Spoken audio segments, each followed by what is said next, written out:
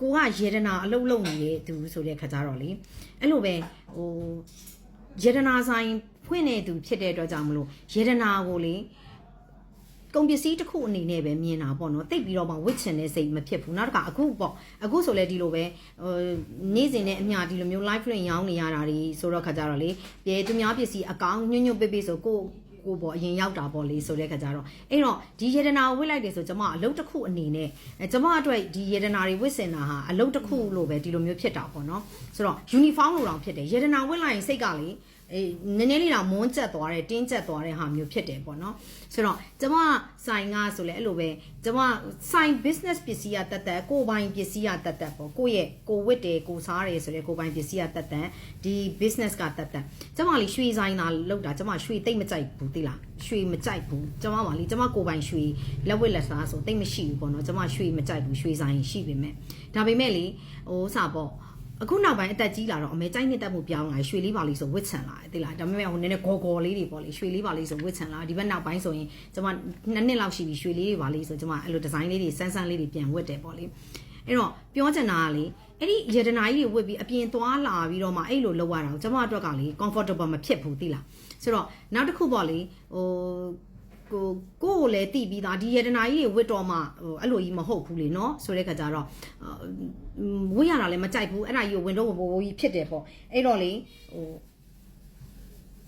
အပြင်သွားပြီဟေးဆိုလို့ရှိရင်နားတဲ့နဘောက်တောင်နဘောက်ထဲနဂတ်တောင်မပါဘူးပိတ်သက်ကြီးသတိထားမိတယ်မလားကျမရဲ့အပြင်သွားတဲ့ဒီတိုင်းရိုးရိုး outfit တွေရိုးရိုးပုံနေမှာဆိုလေဘာဖြစ်လို့မွန်းကျက်လာလို့မလို့သိလားအဲ့တော့ပေါ့ပါပဲနေချင်တာဒါကြောင့်မလို့ကျမအတွက်ကတော့ယေဒနာတွေဝစ်စင်ရတာဒီ uniform တစ်ခုပဲသိလား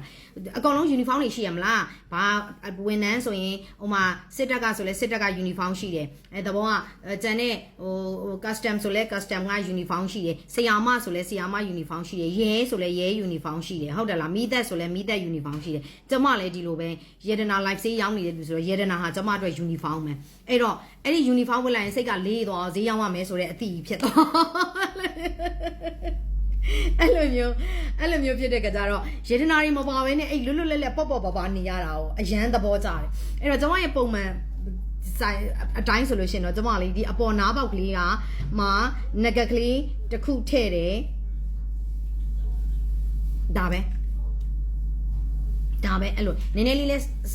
ဘယ်လိုခေါ်မလဲစတိုင်ရှိအောင်ပေါ့လေနော်အလွတ်ကြီးလုံးကြီးမဟုတ်ပဲနဲ့ဒီပေါ်နားပေါက်ကလေးဒီအလေလောက်မှာအဲ့စိန်ငကက်ကလေးတစ်ခုလေးဒီလိုလေးထည့်လိုက်တယ်ခက်သေးသေးလေးထည့်လိုက်တယ်အဲ့ဒါပဲအဲ့ဒါမှကိုယ်ဝယ်စားနေလဲနည်းနည်းလေးဂေါ်အောင်ပေါ့လေအဲ့ဒါလွဲလို့လေဝေးရတာလုံးဝမကြိုက်ဘူးပေါ့နော်အေးဘာတော့ကြိုက်လဲဆိုရင်ကျွန်မပတ်စံရဲ့အကောင်းစားတော့ကြိုက်တယ်အဲ့တော့ပတ်စံရဲ့အကောင်းစားလေးရဲ့တယ်လီဖုန်းတစ်လုံးရဲ့လွတ်လပ်ပေါ့ပါအဝယ်စားလေးရဲ့ဖက်နက်ဆိုလဲဒီလိုပဲတက်တောင့်တက်တာဖြစ်တဲ့ဖက်နက်ကလေးရဲ့နဲ့သွားရရင်ကျမတို့ကပြည့်စုံသွားပြီအကြိုက်နှစ်သက်ဆုံးအလုပ်ဆိုလို့ရှင်တော့အဲ့လိုတွေပေါ့ပါနဲ့ဒီလိုရှောက်သွားပြီးတော့မှရှောက်စားရတဲ့အလုပ်ကတော့ကျမရဲ့ favorite ပဲဘာဖြစ်လို့လဲဆိုတော့လူက relax ဖြစ်တယ်လीเนาะကျမတို့ဆိုဘာပဲဖြစ် workaholic ဖြစ်တဲ့သူတွေမှာပါတယ်အလုပ်အရန်လုပ်ရတာဖြစ်တဲ့အတွက်ကြောင့်မလို့အဲ့တော့အဲ့လိုမျိုးလေးပေါ့စိတ်ပြေလက်ပြောက်လေးပေါ့ပါလေးနဲ့အဲ့လိုလေးသွားတဲ့နေရာမှာဆိုလဲဒီလိုပဲကျမကလေးသွားလေရလုပ်လေရမှာကျမကင်မရာလုံးဝမကြိုက်ဘူးသိလားကင်မရာလုံးဝဟိုဟာဒီဟာဆိုအဲ့လိုကင်မရာကြီးရိုက်တင်ရတာတွေအဲ့လိုမျိုးနောက်ကိုယ့်ကိုကင်မရာကြီးတွေနဲ့ချိန်ထားတာမျိုးဒီကျွန်မမကြိုက်ဘူးသိလားဆိုတဲ့ခါကျတော့လေပေါ့ပါပဲအဲ့လိုမျိုးနေရတာပဲကြိုက်တယ်အခုနောက်ပိုင်းကျတော့မှပိဋကလည်းမြင်ကျင်နေတွေ့ကျင်နေဆိုလို့တချို့ဟာလေးတွေလေတင်တာလွဲလို့လေကျွန်မအဲ့ကင်မရာကြီးတွေနဲ့မကြိုက်ဘူးစားလို့ဆိုတချို့ဆိုလဲစားကန်ဒီဆိုအားလို့တွေအရိုက်မစားလို့ပြီးမှတတိရတယ် sorry နော်အစားလာချတယ်နော်တော်လှပပတွေပါရိုက်တာတွေပါမသိအစားမလာချခင်တည်းကစားကျင်လို့ဆိုင်ထဲဝင်သွားလေအဲ့လာမချမချင်းအောင်လေစိတ်ကမဖြောင်းနေဘူးအဲ့လိုဖြစ်နေတာလာချပြီးဆိုလေအဲ့လိုစားပြီးတော့မှလေဟေးသူများတွေလိုရိုက်ရအောင်မယ်အဲ့လေဘယ်လိုလုပ်အောင်မညာလို့လို့မဆိုစားပြီးမှတတိရတယ်ပြန်ပြီးအစပြန်စရတယ်သိလားအခုနောက်ပိုင်းကျတော့ဘယ်လိုပဲဖြစ်ကြည့်ချင်ကြမယ်လေမြင်ကြမယ်လေလို့ဒီလိုထင်တာပေါ့လေကိုယ်ချစ်တဲ့သူတွေအတွက်အဲ့လိုမျိုးလေးဒါပေမဲ့အဲ့လိုသွားလီယာရိုကင်မရာကြီးချိန်ပြီးတော့မှလုံတက်တဲ့ထဲမှာကျွန်မမပါဘူးသိလားအဲ့ဒါပုံနေပါဆိုလဲတင်တာခဲရင်းတယ်ဒါကြောင့်မလို့လေဒီခုနပြောတဲ့ rumors တွေဖြစ်တာပေါ့နော်အကြောင်းမသိဘူးပေါ့မသိတဲ့ခါကျခုနလိုပေါ့ဟိုမှာမောင်ဘိုချုပ်ကြီးတွေဘာတွေဖြစ်တာတွေကအဲ့လိုမျိုးတွေပေါ့ပါပြီးတော့ကျမတို့ရဲ့ဒီ live ကကျမတို့ live ရဲ့ဒီပုံနေပါတွေကဒီ public မှာမရှိဘူးလေเนาะနောက်ကျမရဲ့ Facebook ကျမသုံးတဲ့ Facebook ကလည်းကျမလုံးဝ profile lock ချပြီးတော့မှသုံးတာလေเนาะဆိုတော့ ကျွန်မ profile လုံးဝ profile lock မဖွင့်တာ profile lock တွေကျွန်တော်တို့နိုင်ငံကြီးတွေစဖြစ်တဲ့ခါကျတော့အဲ့ကြတော့မှ profile lock ချတာတွေပါပေါ်တာတိတာလေเนาะအဲ့အချိန်လေအဲ့တော့ကျွန်မအဲ့နိုင်ငံကြီးစဖြစ်နေက profile lock ချထားတာအခုချိန်ထိပဲဖွင့်လည်းမဖွင့် public နဲ့ post လည်းမတင်ကျွန်မရဲ့ personal account ကတော့ကျွန်မနီးစပ်ရမိတ်ဆွေလေးနဲ့ကျွန်တော်တို့ဒီလိုမျိုးလေးနေကြတာဖြစ်တဲ့အတွက်ကြောင့်မလို့ပေါ့เนาะကျွန်မညာတော့ကျွန်မ Facebook မှာလည်းကျွန်မဘာမှတိတ်သုံးနေသူမဟုတ်ဘူးသိလားပုံဆိုတာလည်းခီးထွက်မှသာတပုံစားနှစ်ပုံစားတင်တာအဲ့လိုပုံလဲအမြဲတမ်းလဲပုံလဲမတင်တတ်ဘူးဘာဖြစ်လို့ကိုပုံတင်လိုက်ရင်ကို comment ဝင်ရတဲ့သူတွေကို reply ပြန်ရမယ်ပေါ့အနည်းဆုံးတော့ဒီ comment တွေကို reaction ပြန်လုပ်ရမယ်ပေါ့နော်ကိုကအချိန်ရှားပါတာဖြစ်တဲ့အတွက်ကြောင့်မလို့အဲ့အတွက်အားနာတာမလို့ post တစ်ခုတင်မယ်ဆိုအရန်စဉ်းစားပြီးတော့မှတင်တယ်တိတ်ပြီးတော့မှမလုပ်ဖြစ်ဘူးပေါ့နော်တိတ်ပြီးတော့မှမတင်ပြဘူးအရန်ပေါ့ပါနေကြတာဖြစ်တဲ့အတွက်ကြောင့်မလို့အဲ့လိုမျိုးအဲ့ဒါကျွန်မရဲ့ reality ဒီအဲ့ဒါကင်မရာနဲ့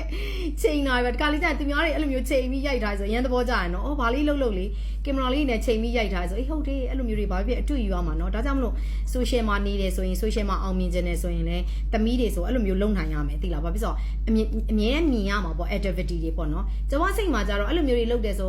ကျွန်မဒီလိုကြီးလုပ်ပြီးတတ်မဲ့ကြီးလုပ်ပြီးရိုက်တင်ရတယ်လို့ကျွန်မစိတ်ကြီးဒီလိုကြီးဖြစ်တဲ့ခါကျတော့ကျွန်မသွားတဲ့ပုံစံတစ်မျိုးပေါ့လေနော်ဆိုတော့ဒါပေမဲ့ဒီခေတ်ဒီရဲ့အကြိုက်ကတော့သမီးတို့ social မှာအောင်မြင်ခြင်းနဲ့ဆိုတဲ့သမီးတွေကလေဘာလေးလုပ်လို့ကိုယ့်ရဲ့ activity ကလေအကုန်လုံးရှိနေရမယ်သိလား social ပေါ်မှာလေတင်အဲ့ဒါကလေ social မှာပေါက်မြောက်ချင်တဲ့သူတွေအတွက်ကတော့အဲ့ဒါမှန်ကန်တဲ့နီလန်ပဲသိလားဒို့ဆိုရင်မမှန်ကန်ဘူးဘာဖြစ်လို့လဲဆိုတော့ဒို့ကပြင်းတယ်ဒီ social ပေါ်တင်ရမယ့်ကိစ္စတွေလေနော်ဒီလို live အလုပ်လုပ်ပြီး live လွှင့်တာလွဲလို့ပေါ့ဒါဒီဘက်နောက်ပိုင်းတော့မှဘန်ကောက်သွားတော့ဘန်ကောက်ကမောင်လေးတယောက်ကအမ social platform မှာရှိရမယ်လေ TikTok တွေဘာညာဆိုကိုကဘယ်လိုပြောဆိုဟဲ့ TikTok ကငါတို့မြန်မာပြည်မှာ TikTok ကတရုတ်ကနေမလို့ TikTok သုံးလို့ရှင် TikTok ကိုဝိုင်းကောက်ထားတယ် TikTok မသုံးပါဘူးလို့ပြောတယ်အမတယောက်တည်းပဲကြံခဲ့တာ TikTok ပေါ်ပဲတက်ကြည့်ပါအောင်လေဆိုတော့ဟေးဟုတ်သလားအဲ့လိုလားဆိုပြီးတော့မှလေဟုတ်တယ်အမတဲ့မသိဘူးငါတို့က TikTok သုံးရင်ဝိုင်းကောက်တယ်ဆိုတော့ငါတို့က TikTok ကမသုံးရဘူးဘာဖြစ်လဲတော့ကြသူများငါ TikTok တွေ့ရဆိုရင်ဆဲမှာဆိုလို့ဆိုအမတယောက်တည်းပဲကြံတာလေ TikTok လည်းပဲတက်ကြည့်ပါအောင်ဆိုကျွန်မ TikTok သုံးတာမကြသေးဘူး2နှစ်3နှစ်လောက်ပဲရှိအောင်လားမသိဘူးနှစ်လောက်ပဲရှိအောင်လားမသိဘူးကျွန်မ TikTok တွေပြန်ရှာကြည့်လိုက်အစသုံးထားတဲ့ဟာရှိတယ်လောက်ပဲရှိအောင်မသိလားအဲ့ဒါတော့ဘန်ကောက်ကအဲ့ဒီမောင်လေးကလေသူတိုက်တွန်းသူဖွင့်ပေးတာသူဖွင့်ပေးအမဒီလိုဖွင့်ရတယ်ရော့အမဒီမှာအကောင့်ဒီလိုဖွင့်ဒီလိုတင်ရတယ်အမဒီလိုသုံးရတယ်ဒီလိုလုပ်ရတယ်ဆိုတော့မှကျွန်မအဲ့ကြတော့မှ2နှစ်မိနစ်တို့ဟို live အဆုတ်က2နှစ်လား3နှစ်လား3နှစ်နော်3နှစ်ဆိုတော့3နှစ်ရှိပြီပေါ့သိလားကျွန်မလေ TikTok သုံးတတ်တာ3နှစ်ပဲရှိသေးတယ်3နှစ်ပဲရှိသေးတယ် TikTok သုံးတတ်တာအဲ့ဒါကြောင့်မို့ကျွမ်းကျင်လည်းကိုတိတ်မသုံးတတ်ဘူးသိလားအဲ့လိုမျိုးအဲ့လိုဆိုတော့ဒါပေမဲ့မဟုတ်ဘူး social မှာအောင်မြင်ခြင်းတဲ့သမီးတွေကတော့အခု social မှာကလေးတွေအောင်မြင်နေတဲ့ကလေးတွေအများကြီးရှိရယ်နော်ဘာပဲလုပ်လို့သူတို့ activity လေးတွေအမြဲတမ်းပိတ်သက်နဲ့ထိတွေ့နေအောင်လေးတွေတင်ရမယ်အဲ့ဒါမှမှန်တာသိလားဆိုတော့လေဟို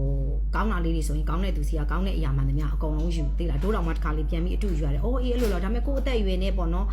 ်ကိုယ်ဟာနေတော့မဖြစ်ပါဘူးကိုရီးယားလေးတိတ်မလုတ်တတ်ဘူးပေါ့နော်ဒါတော့မှအခုနောက်ပိုင်းဆိုကျွန်မအရန်တော်တော်ကြီးတင်လာတယ်လို့ပြောရမယ်เนาะတော်တော်ကြီးပုံနေပါတယ်ဆိုဒါတော်တော်ကြီးခီးတွေပါထွက်တယ်ဆိုတော်တော်ကြီးတင်ပြစ်တဲ့ဟာဖြစ်တယ်ရင်တော့ဆိုလုံးဝကိုမတင်ပြစ်ဘူးသိလားเนาะအဲ့လိုမျိုးဆိုတော့ကောင်းတာလေးတွေဆိုယူမကောင်းတာလေးတွေရှင်ကြော်သွားကျမကိုလည်းဒီလိုပဲကျမအမြင်နဲ့ပြောပါတယ်လူတယောက်ဟာအမြင်နဲ့တသက်မထဲကြီးကြိုက်ချင်မှလည်းကြိုက်မယ်မကြိုက်ချင်လည်းမကြိုက်ဘူးလိုတာရှိရင်ဖြည့်ပေးလိုက်ပိုတာရှိရင်နှုတ်ထားလိုက်ဟုတ်လားပိုတာရှိရင်နှုတ်ထားလိုက်လိုတဲ့အချိန်ကြလို့ရှိရင်ပြန်ပြီးတော့မှဖြည့်ပေးလိုက်အဲ့ဒါမှကျမတို့ကအမြင်နဲ့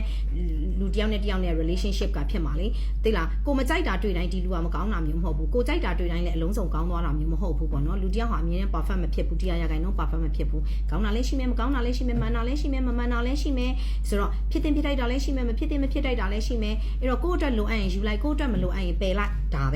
နော်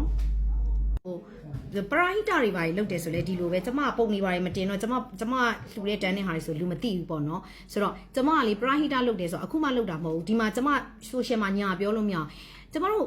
မကွေးတို့စကုတို့ဆက်လင်းတို့မှာရည်ကြီးတာ2009ခုနှစ်လောက်ကနေတူတယ်အဲ့ဒီကနေကျမစလုတ်တာအဲ့ဒီ2009ခုနှစ်လောက်နေရလေကျမလေဒီကနေအကောင်လုံးမိတ်ဆွေတွေနဲ့ပေါင်းပြီးကျမတို့အဲ့ဒီမှာမကွေးရအဲ့ဒီနာရွာတွေနေပါအောင်မုံစလဲတို့မှာတော့မုံစလဲရွာလူတွေဆိုတိတယ်နော်မုံစလဲမှာကျမမိတ်ဆွေတွေအဲ့လိုတွေရှိတဲ့ခါကျတော့သူတို့ရွာကန်တွေပေါ့အဲ့တော့အမှသွားလှူကြတာအဲ့နာရွာနီးချုပ်ဆက်တွေအကုန်လုံးလှူတာပေါ့လေအမှ10ရက်15ရက်လောက်သွားနေပြီးတော့မှကျမတို့အဲ့လိုလှူတာ2009ခုနှစ်လောက်နေရအဲ့တော့နောက်ပိုင်းကျတော့ဘာဖြစ်လဲဆိုတော့ brighter ပိုးဝင်တယ်လေနှစ်တိုင်းရေကြီးတိုင်းကျမလှူပြစ်တယ်နောက်တစ်ခါ30ဘက်ပေါ့30ဘက်ဆိုကျမမိတ်ဆွေတွေရှိတဲ့ခါကျတော့30ဘက်ကအဲ့ကျွန်းထဲတွေမှာရေကြီးပြီဆိုကျမတို့လေ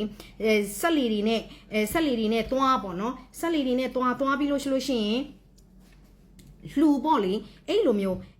တွေနဲ့လုတ်ခဲ့ကြရတယ်လုတ်ခဲ့ကြတာဆိုတော့အခုမနေ့တနေ့မှဒါလေဒီပရဟိတတွေဘာတွေဆိုတာကျမလေးလုတ်တာမဟုတ်ဘူးဒီမှာကြည့်ဒီမှာ